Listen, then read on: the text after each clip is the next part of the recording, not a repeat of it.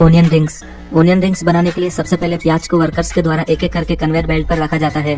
थोड़ा आगे चलने के बाद इस पर एक कटर लगा होता है जो कि प्याज को आगे और पीछे दोनों तरफ से काटते जाता है। इसके बाद एक रोलिंग मशीन के जरिए इन प्याज के छिलकों को हटाया जाता है। छिलके हटाने के बाद इन प्याज को एक शावर के नीचे से गुजारा जाता है जिससे ये पूरी तरह से क्लीन हो जाते हैं। फिर फाइनली इन प्याज को वर्कर्स के द्वारा एक एक करके इन पाइप्स में डाला जाता है और इन पाइप्स में नीचे की तरफ ब्लेड लगी होती है जो कि इन प्याज को रिंग शेप में काट दी जाती है। फिर इन ओनियन रिंग्स को एयर टाइट कंटेनर में सील करके मार्केट में बेचने के लिए भेज दिया जाता है। यह है कैबेज स्लाइसर। ये एक कमाल की मशीन है जिसका इस्तेमाल पत्ता गोभी को काटने के लिए किया जाता है। इसमें सबसे पहले पत्ता गोभी में एक रोड डाली जाती है जिस पर एक हैंडल भी लगा होता है। फिर इसे स्लाइसर पर रखकर हैंडल के जरिए इसे गोल गोल घुमाया जाता है। इस स्लाइसर में ब्लेड लगी होती है जो कि पत्ता गोभी को काटते हुए नीचे इकट्ठा करती जाती है। ये एक सिंपल सी मशीन है जिसके इस्तेमाल से पत्ता गोभी को कुछ ही सेकंड में काटा जा सकता है। यह है रोटी मेकर। भारी मात्रा में रोटियां बनाने के लिए इस एडवांस मशीन का इस्तेमाल किया जाता है। इसमें आटे को एक वर्कर के द्वारा इस मशीन के कंटेनर में डाला जाता है। फिर इस मशीन में लगे रोलर इस आटे की एक पतली शीट तैयार करते जाते हैं और आगे लगा एक और रोलर इस शीट में से गोल गोल शेप में रोटियां काटते जाता है।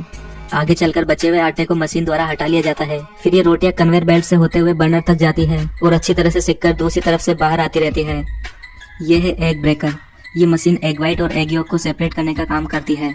इसमें सबसे पहले एग्स को इस मशीन के कंटेनर पर रखा जाता है। यहाँ से ये मशीन इन एग्स को एक एक करके ब्रेक करती जाती है और इनके छिलकों को एक अलग कंटेनर में जमा करती जाती है। फिर आप देख सकते हैं कि कैसे ये मशीन एग व्हाइट और एग योक को काफी स्मार्ट तरीके से अलग करती जाती है। इन सेपरेट किए गए एग व्हाइट और एग योक का इस्तेमाल अलग अलग एग प्रोडक्ट बनाने के लिए किया जाता है। यह है यूनिफिलर। ये एक बेकरी प्रोडक्ट बनाने की पूरी मशीन यूनिट है। इनकी मदद से कई तरह के केक्स भी बनाए जाते हैं और उन्हें डेकोरेट भी किया जाता है। केक्स बनाने से लेकर उनके डेकोरेशन तक का पूरा काम इन एडवांस मशीनों द्वारा ही किया जाता है। ये सारी मशीनें ऑटोमेटिक है और इनका इस्तेमाल भारी मात्रा में केक्स बनाने के लिए किया जाता है। ये मशीनें इतनी कमाल की है कि बस इनको काम करते हुए देखने का ही मन करता है। ये है cone ice cream making. Cone ice cream बनाने के लिए सबसे पहले एक वर्कर द्वारा कन्वेयर बेल्ट पर पहले से बने बनाए कोन्स रखे जाते हैं। फिर इन कोन्स में एक नोजल के जरिए लिक्विड चॉकलेट की कोटिंग की जाती है और इसके बाद एक अन्य नोजल इन कोन्स में आइसक्रीम फिल करती जाती है। इन कोन्स में आइसक्रीम फिलिंग के बाद इन कोन्स को एक चॉकलेट लिक्विड में डिप करवाया जाता है और इसके तुरंत बाद ही इन्हें ड्राई फ्रूट के मिक्सर में भी डिप करवाया जाता है, जिसके बाद इस पर ड्राई फ्रूट चिपक जाते हैं। फिर इन कोन्स की मशीनों द्वारा पैकिंग कर दी जाती है। यह है एप्पल वैक्स कोटिंग।